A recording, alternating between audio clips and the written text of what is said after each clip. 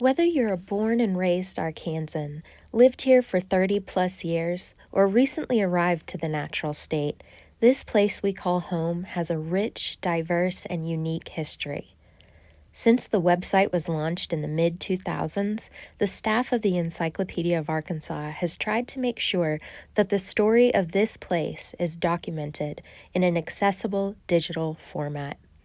This free resource has almost everything you might want to know about the 25th state, and the EOA staff are in the habit of finding the most fascinating of those stories to tell. The CAL's Encyclopedia of Arkansas launched in 2006 with 700 entries and 900 pieces of media. In 2019, we switched platforms from the original proprietary website to a newly designed WordPress site. In August 2022, we undertook a further redesign of the homepage, search function, and user experience features. You can stop by the EOA for tidbits like This Day in Arkansas History and Photo of the Day, as well as trending entries and what's been newly updated. And here's a hint, we're updating all the time. We have over 7,000 entries. We're often compared to Wikipedia, but the difference is that our entries are peer-reviewed and professionally edited. Anyone can write for the Encyclopedia of Arkansas, but all entries are reviewed by other scholars, fact-checked, and edited for grammar and spelling. We have entries on every incorporated community, hundreds of unincorporated ones, and we're always seeking more. We have entries on government officials, from those who served in Congress to Arkansas constitutional officers to individual state legislators, even significant sheriffs, mayors, and county judges. Civil rights organizations from the national level, such as the NAACP, to the local level, such as CLOB, Council for Liberation of Blacks. We have military events from the Civil War, ranging from major battles in Pea Ridge down to the small local skirmishes. If someone in blue and someone in gray met in the woods between 1861 and 1865, we probably have an entry documenting it. And the natural environment. Birds, fish, mammals, but also fungi, lichen, fern, jellyfish. And we are always developing more. Developing entries on every film set or filmed in Arkansas, as well as every book, television show, and even individual episodes set in the state. Search for X-Files. We are used by government agencies and officials, students, media, genealogists, historians, local and national. Users have come from every continent, including Antarctica, and more than 230 countries. We have over 175,000 users each month. And boy, do we have media. We have over 17,000 pieces of media. We have worked with archives, libraries, museums, and universities around the state and the country to make sure that the Encyclopedia of Arkansas has visual images to illustrate our entries. But there is always more to find. We rely on everyday citizens to help us locate photos.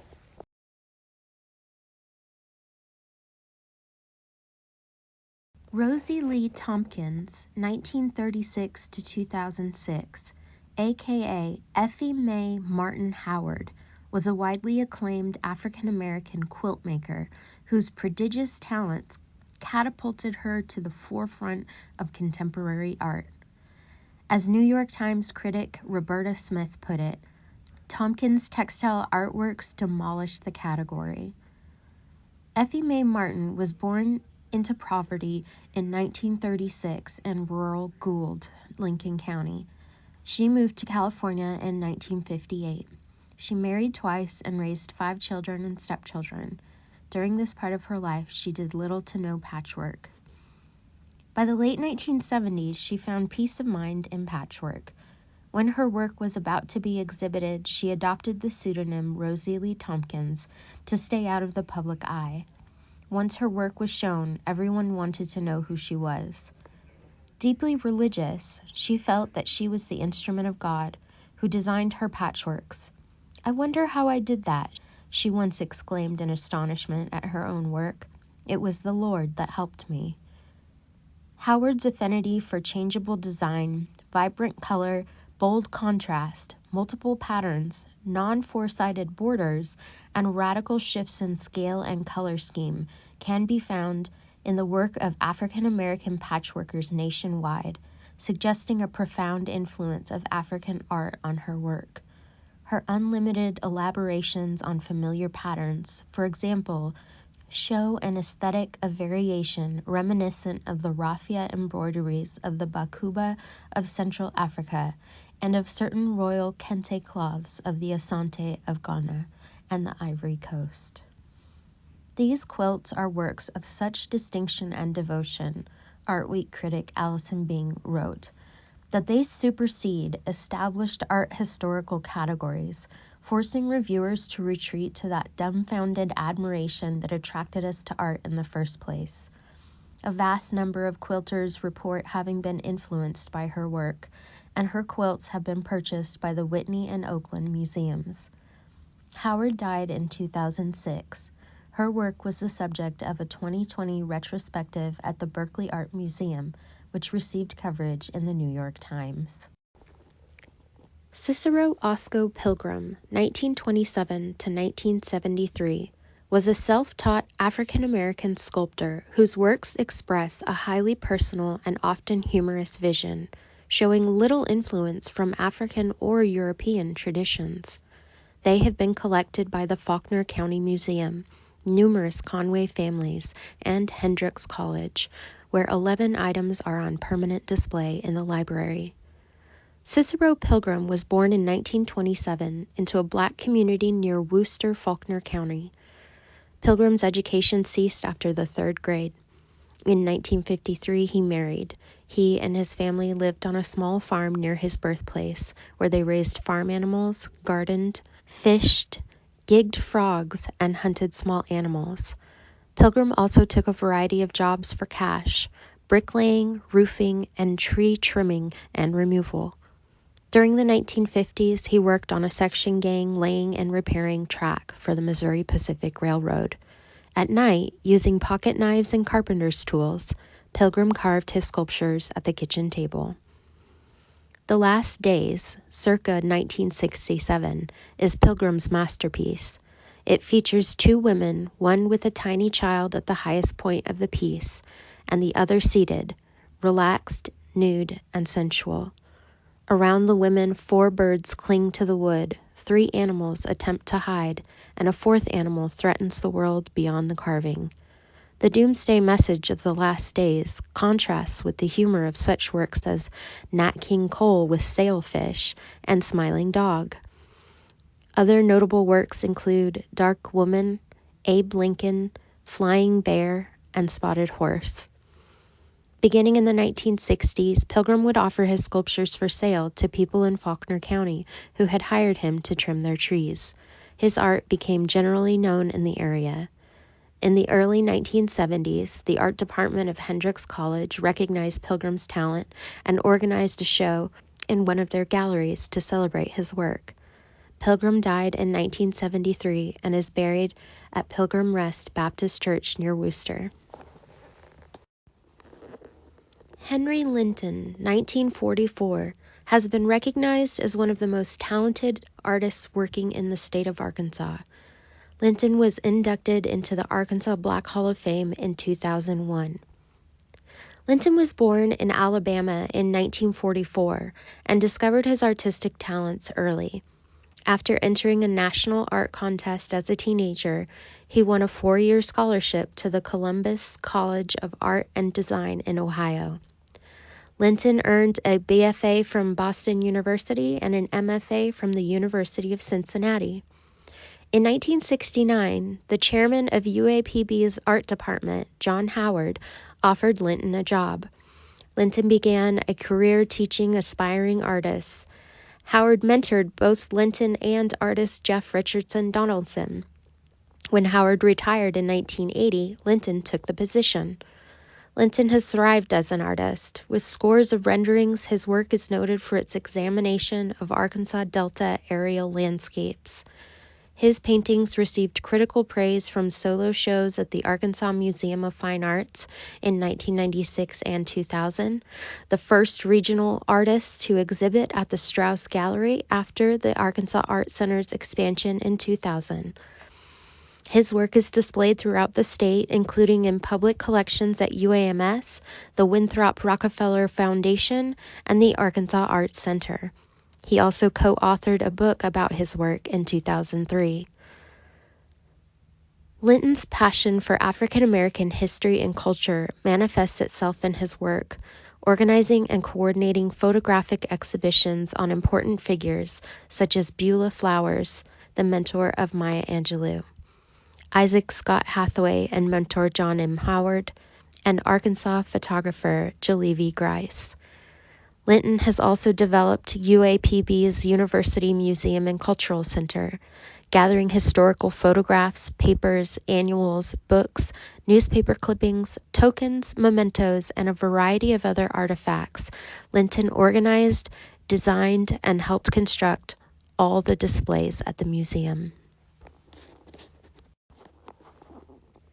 Barbara Ann Higgins Bond, born 1951, is a nationally recognized illustrator and commercial artist whose most important works have concerned the history and struggles of African Americans. She has designed and illustrated cultural heritage stamps published by the USPS and the United Nations. Higgins was born in Little Rock, Pulaski County in 1951. Higgins entered Phillips University in Oklahoma, then transferred to the Memphis College of Art in Tennessee. There she met and married Benny Hayes Bond in 1973. She is known professionally as Higgins Bond. In 1973, Higgins Bond graduated with a BFA in advertising design and moved to New Jersey to work for a Park Avenue advertising agency. After the birth of her son, she resigned and began practice as a freelance artist. In the 1970s, Anheuser-Busch, Inc. began sponsoring the Great Kings and Queens of Africa program.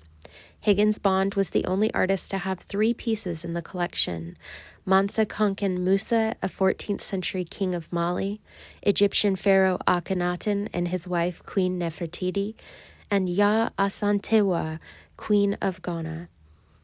Higgins Bond has exhibited at numerous locales in singular and group shows. Notable among these were exhibitions at New York's Metropolitan Museum of Art in 1974, Hunter College in 1975, and the DuSable Museum of African American History, a Smithsonian affiliate, in 1977. Higgins Bond has been acknowledged with numerous artistic awards, prizes, and honors. In 1979, she received the Certificate of Merit from the Society of Illustrators. She received the Award of Merit for her work with Black Enterprise magazine. Since 1980, Higgins Bond has painted collector plates for Calhoun's Collectors Society, the Bradford Exchange, and the Hamilton Collection. In 1986, Higgins Bond was recognized by Governor Bill Clinton at a ceremony honoring distinguished Arkansans. In 1997, she was inducted into the Arkansas Black Hall of Fame. In 2009, Higgins Bond won the Ashley Bryan Award, presented by the Atlanta Fulton Public Library System for outstanding contributions to children's literature.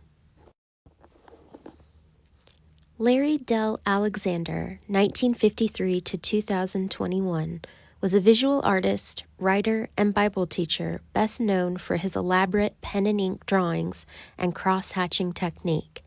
He painted Clinton Family Portrait, an oil painting that he gave to President Bill Clinton in 1995. He also wrote several Bible study commentary books on the New Testament. Alexander was born in 1953 in Dermot, Chico County. He began drawing at age 4 and never received any formal art training growing up. He studied architecture in Pine Bluff at Southeast Arkansas College. His career as a professional artist began in 1991 when he first developed his pen and ink style and used it to create several lines of greeting cards under the now defunct Alexander Greeting Card Company name. Between 1991 and 1994, he also created more than 80 pieces of pen and ink fine art. In a 1995 Fort Worth Star-Telegram newspaper story, Colvin Gibson, president of the Irving Black Art Council, said that Alexander's work not only depicts the Black experience, it also depicts the American experience.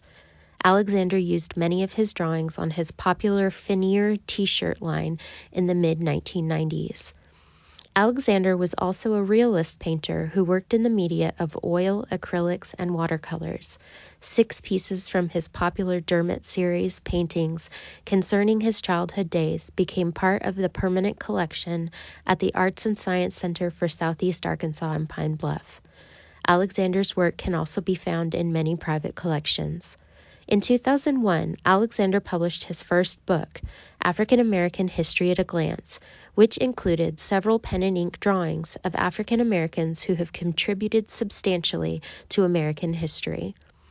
Alexander's book was used to help create a supplemental text put together by the Irving Independent School District to help improve the American history curriculum in local high schools in 2002. In 2006, Alexander published his second book, Sunday School Lessons from the Book of Acts of the Apostles, which deals with his calling by God to teach the Bible. He continued writing and publishing books with similar themes in 2006, 7, 8, and 9. Alexander also wrote 2 weekly online Bible study commentaries. In 1996, Larry Alexander and Larry Crockett, both natives of Dermot, put together the first Arkansas Schools tour. After the first year, however, the tour was continued by Alexander alone through 2007. These tours were conducted to instruct and encourage children in pursuing their goals and careers in the visual arts field, as well as other areas, and to stay away from illegal drugs. Alexander usually ended his tour with a 2-day art exhibit and print signing at the Dermot Crawfish Festival. Alexander died in 2021. Capturing some of the most powerful aspects of African American life, from the mundane to the sublime, Geleve Grice, 1922 to 2004, established himself as Arkansas's most prolific photographer for more than 6 decades. From his studio in Pine Bluff, Jefferson County, Grice produced thousands of photographs over the years for a variety of special occasions, including weddings, funerals, and school graduations. Although some of his more high-profile photographs were featured in national publications, the heart of Grice's work highlighted the common people and events of Southeast Arkansas. Geleve Grice was born in 1922 in Tamo, Jefferson County, a small farming town near Pine Bluff. He grew up there and in Little Rock, Pulaski County. Grice began his photography career as a high school senior. Elsie and Daisy Bates, publishers of the Arkansas State Press newspaper, encouraged his journalistic interests by creating a gossip column that featured his images and writings about fellow Dunbar classmates. While in the Navy, Grice was stationed in Illinois and went to Chicago on leave, where he took amateur photos of the city's nightlife, capturing unique images of famous Black Americans like Joe Louis, Louis Armstrong, and famous guitarist T-Bone Walker. Grice attended the University of Arkansas at Pine Bluff, where he served as a yearbook photographer and was eventually hired in 1947 as the campus photographer. In 1949, Grice married. When he graduated in 1950, Grice had already opened the professional photography studio where he would earn his living for the next 40 years. He frequently worked outside the studio for the Arkansas State Press and KARK and KTHV television stations. Grice's photos also appeared in such national publications as Ebony, Jet, and Life magazines. In 1948, Grice was commissioned to document the integration of the University of Arkansas Law School in Fayetteville when Silas Hunt, accompanied by attorneys Wiley Branton and Harold Flowers, became the first Black student to enroll at an all-white Southern university since Reconstruction. There are no other known photographs of this event. In 1958, Grice photographed Martin Luther King Jr.'s commencement address at AMNN College. His collection also includes images of Mary McLeod Bethune, Ray Charles, Thurgood Marshall, and Muhammad Ali, among others. In 1998, the UAPB Art Department sponsored an exhibit of his work. The Old State House Museum in Little Rock followed in 2003 with a more extensive exhibition of his work. In 2003, the University of Arkansas Press published a book featuring many of Grice's most captivating photos. He died in 2004. Earlee Lee Kendrick, 1928 to 1992, was a self-taught artist who was inspired by the Arkansas landscape, his dreams, gospel music, and his Christian faith. Though Kendrick had drawn and painted all his life, his art was not well known until 1993, when 3 works were included in Passionate Visions of the American South, Self-Taught Artists from 1940 to the Present, an exhibition organized by the New Orleans Museum of Art and curated by Alice Ray Yellen. Eddie Kendrick was born in 1928 on a farm near Stevens, Ouachita County, and he lived in Arkansas most of his life. In the mid-1940s, the family moved to Longleaf Settlement, a black community in southwest Pulaski County. Religion and music were important to Kendrick. By the early 1950s, Kendrick had married. They divorced in 1971. In 1981, he married again. That marriage ended in 1989. In the 1970s, Kendrick worked as a custodian at Parham Elementary School in Little Rock. There, he was discovered by Ruth Kaplan Arnold, coordinator of the Little Rock School District's Arts and Education program. Arnold arranged for Kendrick to paint during his free time and bought art supplies for his use until Parham closed in 1979. In 1991, Kendrick agreed to be a visiting artist at Gibbs Magnet School at the invitation of Susan Turner Purvis, art specialist, who bought his supplies. For several months, he painted in her space in the hall as the children looked over his shoulder. Kendrick's extant works date from 1977 to 1992, the last 15 years of his life. During this period, his symbols for the way to eternal life evolved from the literal to the metaphoric. In earlier works, figures of Christ dominate the composition. Symbols used in Church of God in Christ suggest the artist's transition from the literal to the metaphoric. In one work, a tower, its shape suggested by a dipping gourd, provides visual and symbolic metaphor between heaven and earth. Kendrick added glitter to the tower, symbolizing the Holy Spirit, as he did in other works on fabric in the mid-1980s. Around 1985, Kendrick began to use planes, trains, and boats for the way to heaven, eventually replacing the figure of Christ with visual metaphor and text. In 1992, Kendrick died of cancer. Kendrick's art and life were celebrated with the retrospective A Spiritual Journey, The Art of Earlee Lee Kendrick. Curator Yellen organized the exhibition for the New Orleans Museum of Art. It opened in 1998 at the Arkansas Museum of Fine Arts. 6 pieces of Kendrick's work are held in their permanent collection. Henry Jackson Lewis, 1837 to 1891, who was born into slavery, has been called the first black political cartoonist. His drawings appeared in publications across the nation.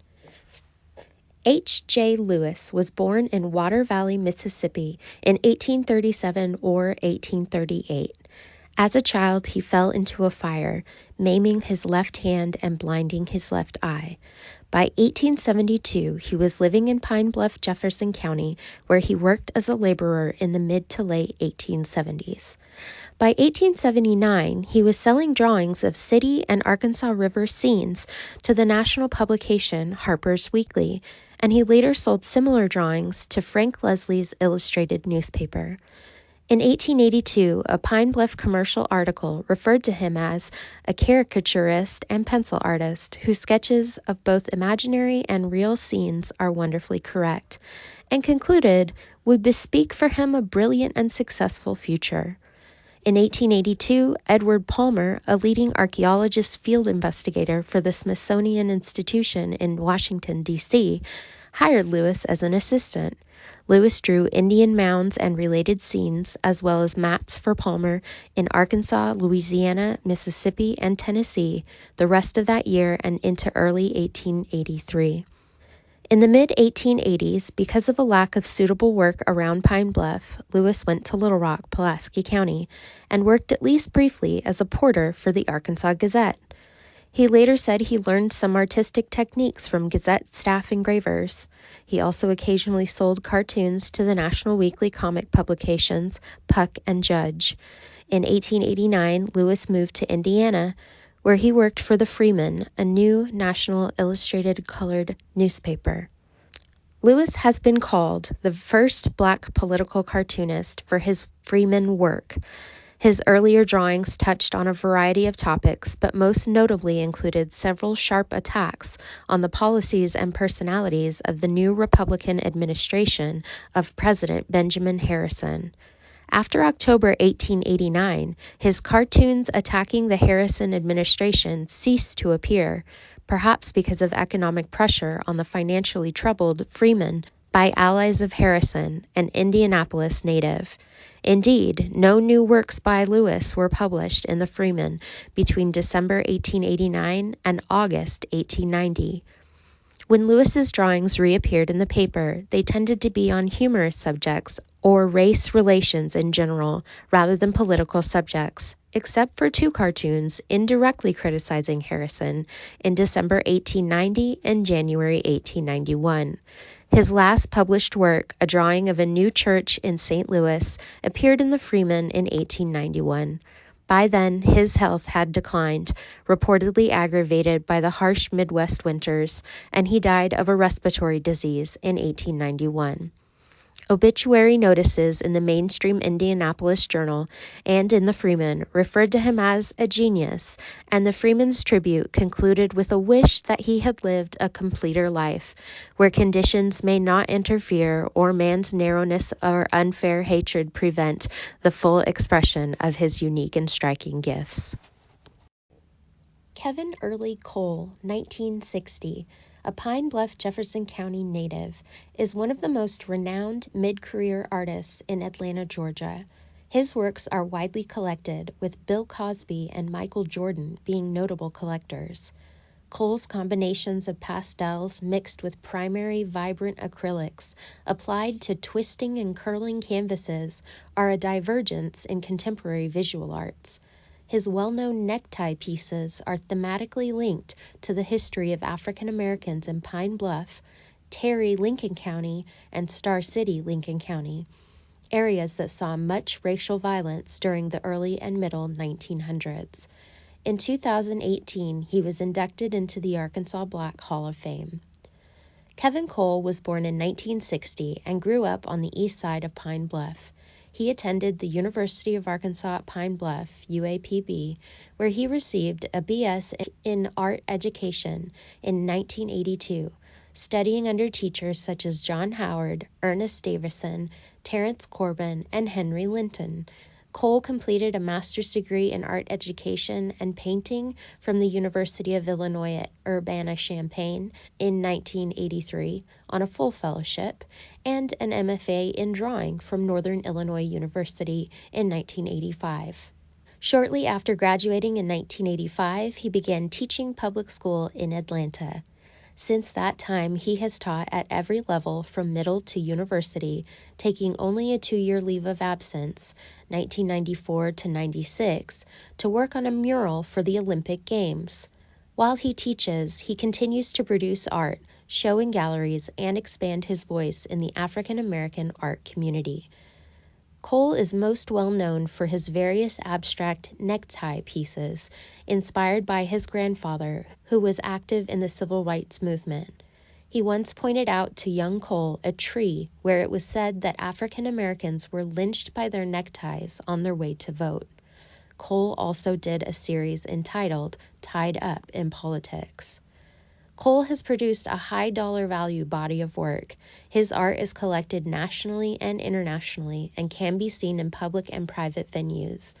Cole's installations and murals are featured at parks, convention centers, airports, museums, art galleries, universities, and even embassies. Jeffrey Richardson Jeff Donaldson, 1932 to 2004, was an important and influential African-American artist and art educator during the second half of the 20th century. Working within the context of the Black arts movement of the 1960s and beyond, Donaldson pioneered a distinctively Afrocentric, or using the term he coined, trans-African aesthetic that championed the societal contributions of African Americans and, as an artistic counterpart to the Black Power movement, challenged white hegemony. Jeff Donaldson was born in Pine Bluff, Jefferson County in 1932. He grew up in Faith, Jefferson County, and Pine Bluff. He attended the University of Arkansas at Pine Bluff, UAPB, becoming the college's first studio art major. John Howard, chair of the art department, mentored both Donaldson and artist Henri Linton. After Donaldson graduated, he accepted a teaching position to establish an art program for Black students. Donaldson settled in Chicago in the early 1960s and resumed his education, earning a master's degree and a PhD in African American art history. In Chicago, Donaldson became involved in the Black artistic community and, in 1967, co-founded the Organization of Black American Culture, OBAC, with the objective of using artistic expression, especially visual art, to advocate for civil rights. The group's signature project was Wall of Respect, 1967, a mural painted on the side of a building. The mural's 8 sections featured images of 50 Black heroes from various fields of endeavor.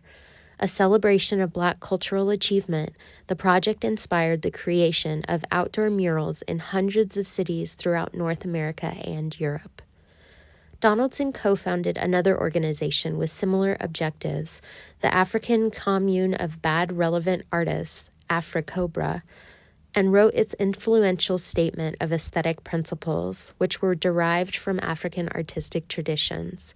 He organized the Conference on the Functional Aspects of Black Art, CONFABA, in 1970 and led the American delegation to the Second World Black and African Festival of Arts and Culture, FESTAC, in Lagos, Nigeria in 1977. From 1970 until his retirement in 1998, he was a faculty member and administrator at Howard University in Washington, D.C., serving as the chair of the art department, director of the art gallery, and dean of the College of Fine Arts. Donaldson's art has been widely exhibited. Donaldson also was a prolific writer of essays on art criticism and history. Donaldson died in 2004. Any questions? This is just the tip of the iceberg. The Cal's Encyclopedia of Arkansas is a rabbit hole I encourage you to jump down. No matter what you're interested in, Arkansas has it, and the EOA is where you can start looking.